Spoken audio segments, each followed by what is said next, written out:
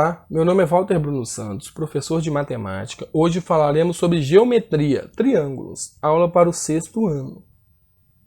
Triângulos. Os triângulos são polígonos que possuem 3 lados, assim também apresentam 3 ângulos internos, 3 ângulos externos e 3 vértices. Observe a figura. Elementos de um triângulo. Os principais elementos de um triângulo são vértice, lado e ângulos internos. Então vamos observar a figura.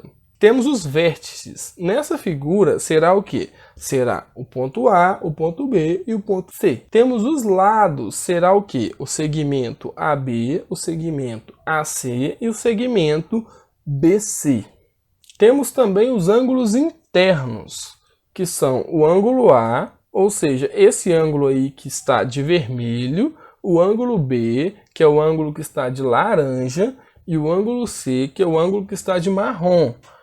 E a gente tem que lembrar uma coisa importante: a soma dos ângulos internos sempre terá resultado igual a 180 graus. Em um triângulo, a soma dos ângulos internos terá um resultado de 180 graus. Classificação quanto ao lado. Ou seja, existem 2 maneiras de se classificar triângulos. Uma delas é classificar quanto ao lado e a outra dela é classificar quanto ao ângulo. Vamos primeiro classificar quanto aos lados. Em relação ao tamanho dos lados de um triângulo, podemos classificá-los em 3. Triângulo escaleno, triângulo isósceles e triângulo equilátero. O que são esses triângulos? Vamos falar de um a um.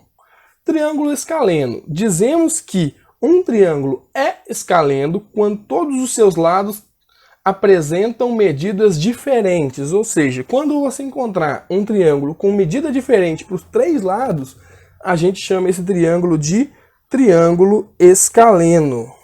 Triângulo isósceles. Dizemos que um triângulo é isósceles quando 2 de seus lados são congruentes. Vamos lembrar que congruentes é mesma medida. Ou seja, apresentam a mesma medida e o terceiro lado é diferente. Observe a figura. Observe esses risquinhos aí. Esse risquinho azul e o outro risquinho azul, eles representam o quê? Eles representam que esse triângulo tem esses 2 lados iguais. E o outro lado, como não tem o risquinho azul, ele representa que ele é diferente. Observe a figura. Nessa figura temos 2 ângulos de amarelinho lá embaixo também, que também estão iguais. Por quê? Porque no triângulo isósceles, os ângulos de sua base, ou seja, os ângulos que vão estar na interseção do lado diferente com os 2 lados que são iguais, também vão ser iguais. Ou seja, o triângulo isósceles, além de ter 2 lados iguais, ele vai ter também 2 ângulos iguais, que vai ser o quê? Os ângulos de sua base.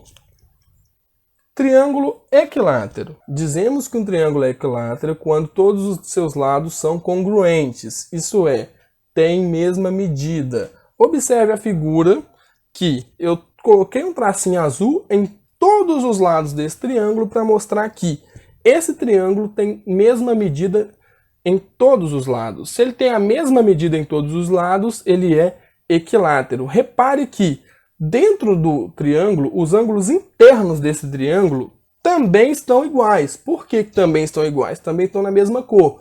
Por quê? Porque no triângulo equilátero, além dos lados iguais, eles também vão ter todos os ângulos iguais, ok? Então, um triângulo equilátero, ele vai ter todos os lados iguais e todos os ângulos iguais também. Classificação quanto aos ângulos. Em relação à medida de ângulo, podemos classificar os triângulos em 3 tipos: triângulo retângulo, triângulo acutângulo e triângulo obtusângulo. Vamos observá-los.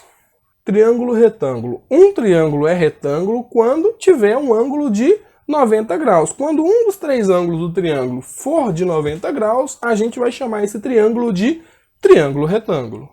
Triângulo acutângulo.